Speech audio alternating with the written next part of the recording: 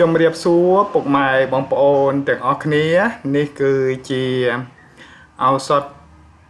បុរាណព្យាបាលជំងឺរលាកសួតពុកម៉ែបងប្អូនណាហ្នឹងហើយខ្ញុំឃើញថ្នាំនេះគឺបងខ្លះគាត់បានបង្ហាញមុនខ្ញុំហើយអញ្ចឹងសង្ឃឹមថាពុកម៉ែបងប្អូនចេះចាំទាំងអស់គ្នាហើយមានបងខ្លះក៏បានបង្ហាញពីមើមថ្នាំក៏ដូចជារូបមន្តថ្នាំអស់ហើយគ្រាន់តែខ្ញុំបន្ថែមនៅអ្វីដែលបងខ្វះខាតនៅចំនួនថ្នាំពុកម៉ែបងប្អូនណាថ្នាំនេះគឺខ្ញុំបានចេះចាំតាំងពីយូរណាស់មកហើយពុកម៉ែបងប្អូនណាតែខ្ញុំមិនដែលធ្លាប់បង្ហាញពេលនេះខ្ញុំនឹងបង្ហាញជូនពុកម៉ែបងប្អូនទាំងអស់គ្នាយកទៅបាទព្យាបាលនៅជំងឺសួតពុកម៉ែបងប្អូនណាហ្នឹងហើយសួតមានកករ៉ាំរ៉ៃសួតថតទៅឡើងសពង្រោះពុកម៉ែបងប្អូនណាហ្នឹងហើយកាលណាតែមានជំងឺសួតគឺ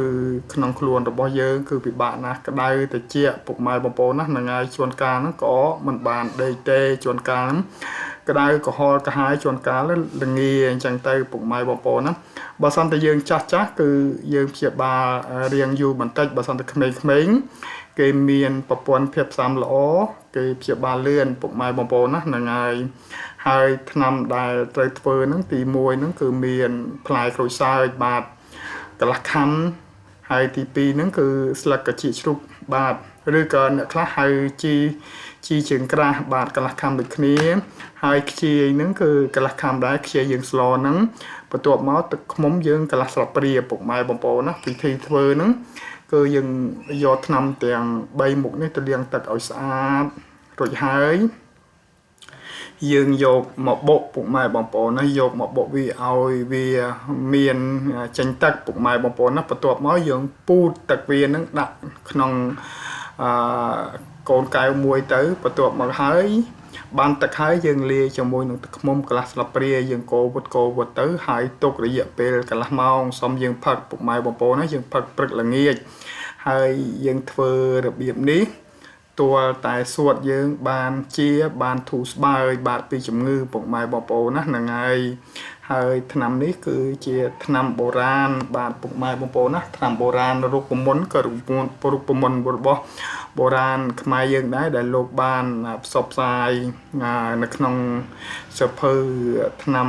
បាទបុរាណរបស់ខ្មែរយើងហើយខ្ញុំបានយកមក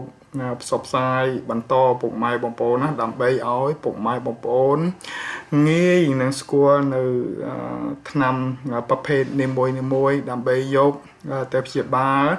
រោគាព្យាធិឲ្យកាន់តែប្រសើរឡើងពុកម៉ែបងប្អូនណាហ្នឹង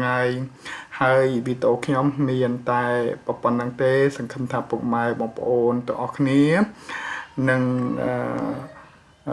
ស្គាល់នៅប្រភេទថ្នាំដែលខ្ញុំបានបង្ហាញទាំងអស់នេះដើម្បីយកមកកែកនសុខភាពពុកម៉ែបងប្អូនដែលជួបប្រទះនៅជំងឺសូមឲ្យបាទជាសះស្បើយក៏ដូចជាសំណាងល្អទាំងអស់គ្នាហើយវីដេអូខ្ញុំមានតែប៉ុណ្្នឹងទេសង្ឃឹមថាពុកម៉ែបងប្អូនទាំងអស់គ្នាបាទនឹងយល់នឹងស្គាល់នៅប្រភេទថ្នាំដែលជាឱសថរបស់ខ្មែរយើងអរគុណ